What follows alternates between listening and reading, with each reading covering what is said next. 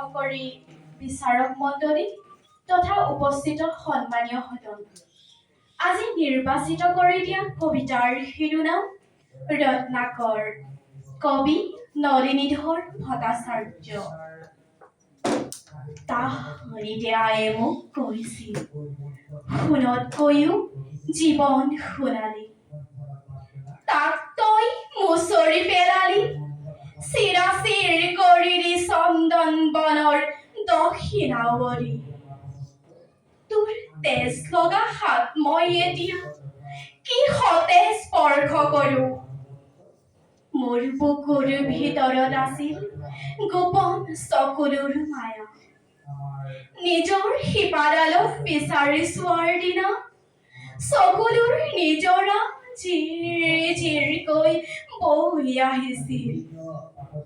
সুখবোৰ শ্লোক হৈছিল, ৰিব ৰিব মলয়াই আনিছিল পোহৰ। মোৰ সপোন চহৰত বাঁহী বাজিছিল, তোমালোকে অন্ধ পুৰুষিতক জোনাক পিন্ধাইছা। বুকুৰ আকাশ ভাঙি পেলাইছা, তাত সুখ নাই, শ্লোকজান ওলাব। এতিয়া শূন্যতাৰ মুখামুখি তোমালোক মনে মনে আছা। অৰণ্যৰ ৰাতিয়ে দুৱাৰ মেলি ৰৈ আছে তোমালোকলৈ, তাতেই সৰ্বনাশৰ ধেমালি।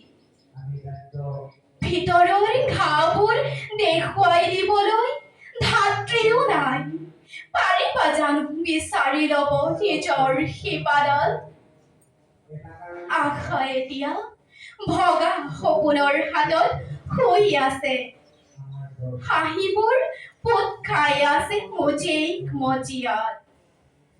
মই আকৌ আহিছো, বোৱাই দিব খুজিছো তোমালোকৰ বুকুৰ স্তব্ধ চকুলো। বুৱত বিষালী দিব নতুন শ্লোকৰ প্ৰতিমা, আৰু বাঁহীৰ হাঁহিত ফুলা গোলাপৰ দিন। কৃষ্ণ। কৃষ্ণ। ও হৰি, ও ৰাম, কৃষ্ণ।